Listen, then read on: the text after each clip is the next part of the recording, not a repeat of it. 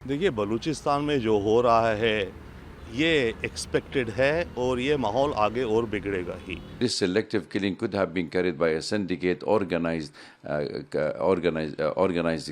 criminals who have been doing all these activities in Pakistan. And I think these must be paid people who have been doing all this against the selective target. Pakistan ने अपनी history में कभी इस इलाके को, बलूचिस्तान को ध्यान नहीं दिया और एक्सप्लॉइट किया उसके नेचुरल रिसोर्सेज को। This is a clear indication that the law and order in Pakistan is deteriorating and Pakistan's future also integrity is at risk. देखिए, बलूचिस्तान में जो हो रहा है ये एक्सपेक्टेड है और ये माहौल आगे और बिगड़ेगा ही।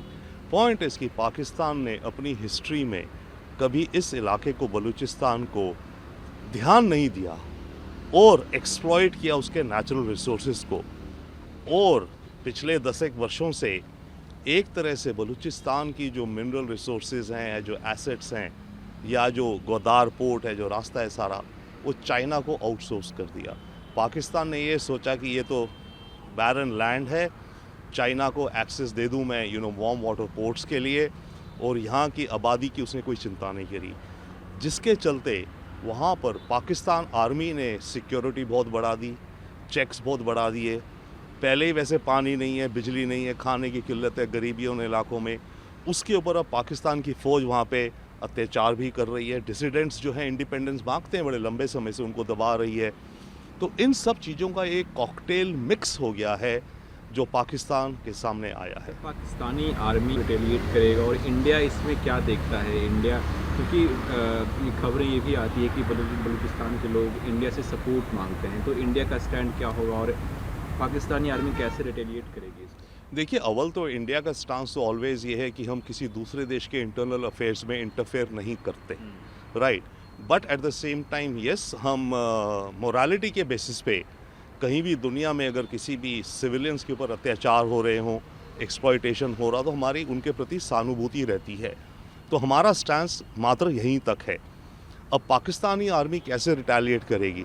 मेरे ख्याल से पाकिस्तान आर्मी को एक स्ट्रॉन्ग रूप से रिटेलिएट करना पड़ेगा, क्योंकि अब पाकिस्तान की आन बान शान पर आ गई और वहाँ चाइना प्रेशर डाल रहा है पाकिस्तान पे कि तुम हमारे लिए इस इलाके में सिक्योरिटी नहीं अरेंज कर पा रहे, तो हमारा जो ये सीपेक कॉरिडोर का पूरा सपना और पूरा प्रोजेक्ट है ये तो वेस्ट या डूब जाएगा ये प्रोजेक्ट हमारा।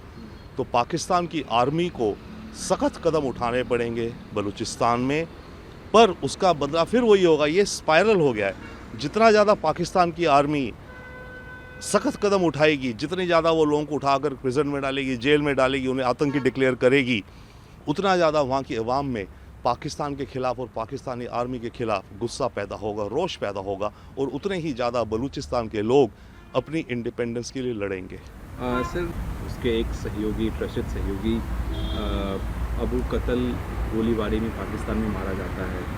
अब हाफिज सईद का भविष्य क्या है?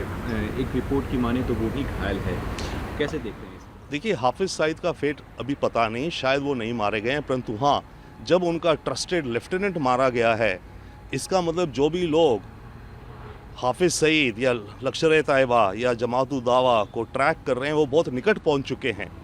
भाई, इनके एक सीनियर बंदे को मार डालना, इसका मतलब जिसने भी उनको मारने की साजिश करी वो इनके इर्द गिर्द घूम रहे हैं। अब एक को तो मार दिया, तो एक मुझे वाक्य याद आता है, अंग्रेज़ी में है, those who live by the sword die by the sword.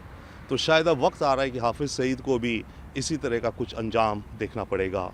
The coming report from Pakistan indicate that there are 8 convoys of buses carrying military personnel have been attacked and ambushed by the Baluchistan army, which is considered to be the BLA, which is considered to be a banned army or it's a terrorist army by the Pakistani government.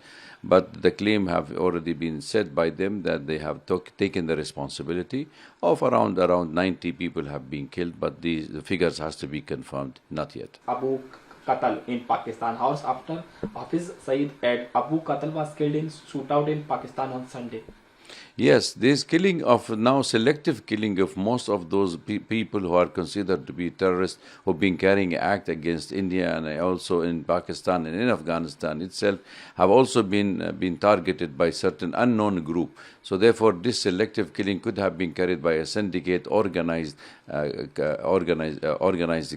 criminals who have been doing all these activities in Pakistan. And I think these must be paid people who have been doing all this against the selective target in Pakistan. This is a clear indication that the law and order in Pakistan is deteriorating, and Pakistan's future also integrity is at risk because most of these attacks are being escalating. If we look at the attack has taken place on the train, and now it is on the buses, and now carrying selective killing, which has been going on for some time. I think all these indications lead to the conclusion that Pakistan has to settle its house in order, otherwise the situation will deteriorate in the coming months. I think India has been one of the strong voice against terrorism. In fact, even the Indian government have submitted to the UN a resolution on the draft resolution on comprehensive fight against terrorism. But the irony of the matter that those coalitions of the international community who are trying to fight terrorism are the same people who have been supporting terrorism elsewhere in the world. And we have lots of examples in West Asia recently. So therefore, I think India will have to fight its fight alone, though fighting terrorism is not possible, but the problem with the international community are not addressing the actual cause of terrorism. Cross-border terrorism is one of the main problem for India, and India always accused Pakistan of doing so. Similarly, Pakistan currently is accusing India to be standing behind the Baluchi movement in Baluchistan, the northwestern province of Pakistan, asking for secession from Pakistan. But I think in general, India is not in its interest to see Pakistan disintegrated, but it is in its own interest to make sure that regional countries like India, Pakistan, Afghanistan, and the CIS country and Iran sit across the table and address the issues of terrorism truly in black and white.